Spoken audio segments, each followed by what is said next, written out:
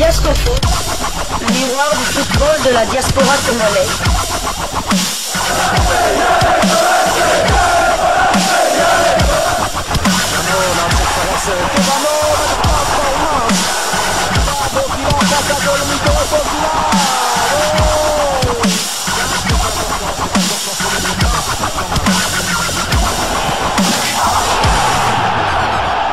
Diasco Foot, le miroir du football de la diaspora congolaise.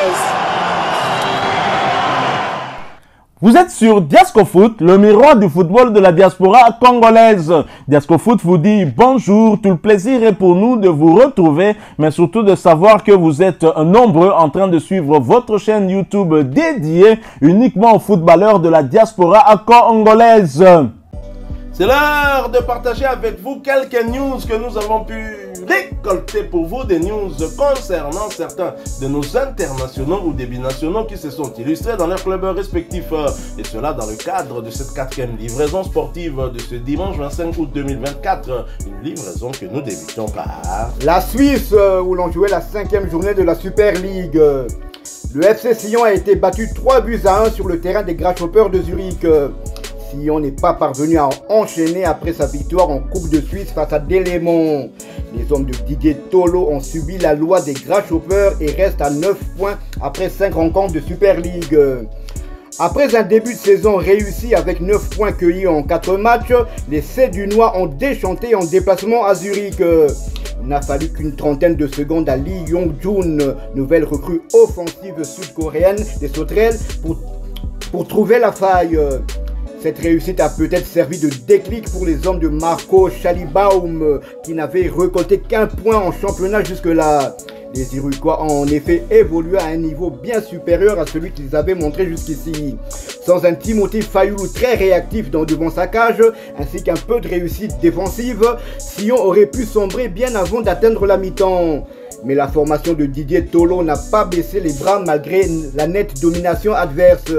À la 59e minute de jeu, Kevin Bois a trouvé la faille pour égaliser de façon inattendue après avoir profité d'une mésentente de l'arrière-garde des Grasshoppers. La joie a toutefois été de courte durée. La reprise de volée du défenseur central Christers Taubers a fait mouche à la 62e minute de jeu à la suite d'un jeu de billard dans la surface valaisanne. Ayant ainsi balayé leur coup de frayeur, les Uruguayens n'ont par la suite plus lâché le contrôle du jeu. Si William Dengue, un joueur camerounais, a même profité d'un rebond accordé par Fayoulou pour assurer la première victoire de la saison des Sauterelles qui ont peut-être enfin lancé leur championnat pour inscrire le 3e but de la partie. Timothy Fayoulou était bien évidemment titulaire entre les perches de Sion. Son temps de jeu cette saison est de 479 minutes sur 599 possibles. Il a joué 5 des 6 matchs de son équipe, réalisant au passage 2 clean sheets. Le FC Sion est 4e au classement avec 9 unités. Il compte 3 victoires, 0 nul et 2 défaites. Ils ont marqué 9 buts et en ont encaissé 5. Sion tentera de se relancer le week-end prochain en accueillant le FC Bâle dans le cadre de la 6e journée de la Super League suisse. Nous quittons la Suisse pour l'Italie voisine où l'on jouait la 2e journée du championnat de 2e division. Victoire de Cremonese face à Carrere Calcio 1908. Titulaire, Charles Piquet s'est fait exclure à la 98e minute pour abus de carte jaune. Son temps de jeu cette saison est de 194 minutes sur 290 possibles. C'était sa 2e titularisation de suite. Cremonese est 13e au classement avec 3 unités. Avec ce carton rouge, Charles Piquet ne jouera plus avant le match de la Guinée. C'est peut-être une bonne chose comme ça. Moins de matchs, moins de risques de blessures. Comme ça, on aura un Charles Piquet très en forme. Alors nous quittons l'Italie, nous allons en Grande-Bretagne. En Grande-Bretagne, nous allons d'abord du côté de l'Angleterre. En Angleterre où l'on jouait la 2e journée de Premier League, championnat anglais de première division. Sans surprise, Manchester City renverse le promu Ipswich. Le baptême n'est pas près de s'arrêter pour Ipswich Ipswich et son international congolais Axel Tuanzebe en première ligue cette saison. En effet, le promu n'a pas fait le poids devant le tenant du titre Manchester City.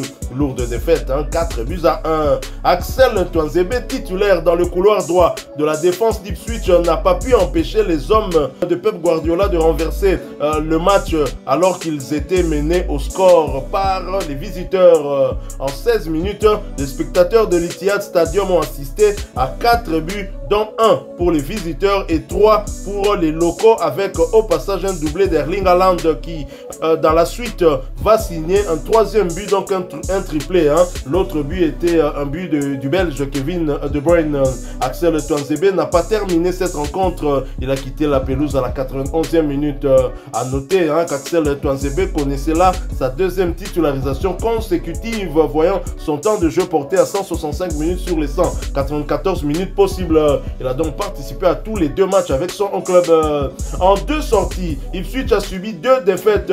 Faut dire que les 2 premiers adversaires étaient ceux qui jouent le titre chaque saison, à savoir Liverpool et Manchester City. Après ce 2e revers, Ipswich occupe la 19e place avec 0 points, 0 victoire, 0 nul, 2 défaites, un but inscrit contre 6 encaissés. Les prochains rendez-vous pour Ipswich, ce sera pour le compte du 2e tour de la Coupe de la Ligue anglaise et un déplacement sur le terrain de l'AFC Wimbledon. Ce match est prévu pour le mercredi 28 août 2024 sous le coup de 19h45 heure de Kinshasa, 20h45 heure de Saké à l'est de la République démocratique du Congo. Dans le groupe des 25 convoqués par Sébastien Desabre, Axel Tuanzebe attendu dans la tanière pour la trêve internationale du mois de septembre, et les Léopards auront bien besoin de lui dans le couloir droit de la défense de la sélection après ce qu'il a montré lors de ce match contre Manchester City malgré leur lourde défaite 4-1. Voici les statistiques d'Axel Tuanzebe durant cette rencontre.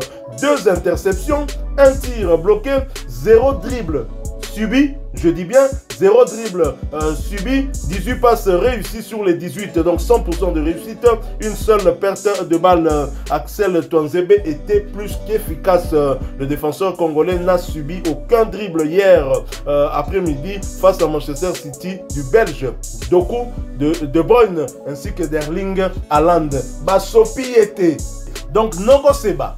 Gédéon Kalou loupé en dents de scie. Donc contre la Guinée de Girassi, contre la Guinée de Bayo, c'est la Bisoka Kaye, dans le couloir droit, il y a défense, il y a RDC. Axel Tuanzebe était tout simplement énorme.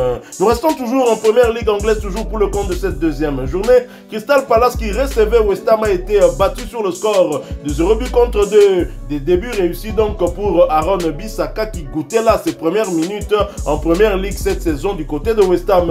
Sur le banc au coup d'envoi de ce match, Bissaka fera son entrée sur l'aire de jeu à la 62e minute. Son temps de jeu est de 34 minutes sur les 194. Il a donc participé à un des 2 matchs avec ce club.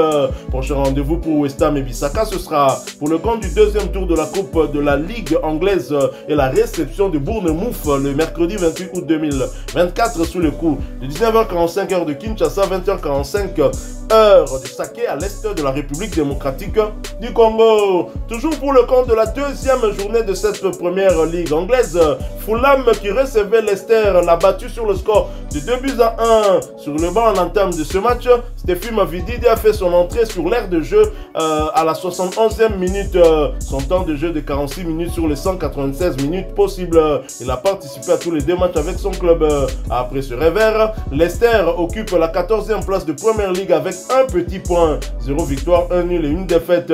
Un but inscrit contre 2 encaissés. Prochain rendez-vous pour Mavididi et Leicester, ce sera pour le compte du 2e tour de la Coupe de la Ligue anglaise et la réception de Tranmere le mardi 27 août 2024 sous le coup de 19h45 heure de Kinshasa, 20h45 heure de Saké à l'est de la République démocratique du Congo. Nous restons toujours en Angleterre, mais nous quittons la première ligue pour la Championship, 2e division anglaise, où l'on jouait la 3e journée. Inquiétude sur l'international congolais Grati Diangana. Le club anglais de West Bromwich vainqueur sur la pelouse de Stoke City sur le score d'un but contre 2 peut croiser les doigts après la sortie sur blessure de son ailier congolais Grady Diangana. Revenu de l'infirmerie il y a à peine quelques jours, Grady Diangana était sorti sur blessure 13 minutes seulement après son entrée sur l'aire de jeu à la 69e minute lors du déplacement de son équipe face à Stoke City. Le joueur international congolais, qui est certainement suivi par l'équipe médicale de West Bromwich, pourrait être fixé sur sa situation. Pour l'heure, la durée de son indisponibilité reste imprécise. La nature et ou la gravité de sa blessure n'ont pas encore été révélées. Toutefois, le journaliste anglais proche du club Lewis Cox promet une mise à jour des nouvelles sur la santé du joueur dans les prochaines heures. Grady Diangana voit donc son temps de jeu porté à 23 minutes sur les 385 minutes. Il n'a participé qu'à 2 des 4 matchs avec son club. Et après son succès, West Bromwich occupe la 4e place de Championship avec 7 points, 2 victoires, 1 nul et 0 défaite, 5 buts inscrits contre 2 encaissés. Et prochain rendez-vous pour Grady Diangana et ses coéquipiers, ce sera pour le compte de la 4e journée du même championnat, la réception de Swansea le samedi 31 août 2024 sous le coup de 15h de Kinshasa, 16h heure de Goma à l'est de la République démocratique du Congo. Toujours pour le compte de la 3e journée de Championship, Watford qui recevait Derby County l'a battu sur le score de 2-1. Et Doka Mbete, bien évidemment titulaire, mais il a été remplacé à la 73e minute de jeu. Il s'agissait de sa 2e titularisation consécutive, portant à 271 minutes son temps de jeu sur les 387 minutes possibles. Et Doka Mbete a participé à 3 des 4 matchs avec son club avec à la clé 3 buts inscrits. Quant à Jérémy Ngakia, convalescent, il n'a pas pris part à cette rencontre. Son temps de jeu stagne à 121 minutes sur les 387 minutes possibles. Lui a participé à 2 des 4 matchs avec son club. Et prochain rendez-vous pour Watford et ses Congolais, ce sera pour le compte du 2e tour de la Coupe de la Ligue anglaise. Et Watford recevra Plymouth Argyle le mardi 27 août 2024 sous le coup de 19h45 heure de Kinshasa, 20h45 heure de Goma à l'est de la République démocratique du Congo. Toujours en Championship et toujours pour le compte de cette 3e journée, Millwall qui s'est déplacé sur le terrain d'Hull City a partagé les points, 0 but partout, score final. Titulaire, Jafet Tanganga a disputé l'intégralité de cette rencontre. Et après ce nul, son équipe occupe la 20e place de Championship avec 0 victoire, 1 nul et 2 défaites, 5 buts inscrits contre 7 encaissés. Jafet Tanganga voit son temps de jeu porté à 95 minutes sur les 388 minutes possibles. Il a participé à son tout premier match avec son club cette saison. Il revient donc et fait du bien à son équipe qui avait connu 2 revers avant ce match.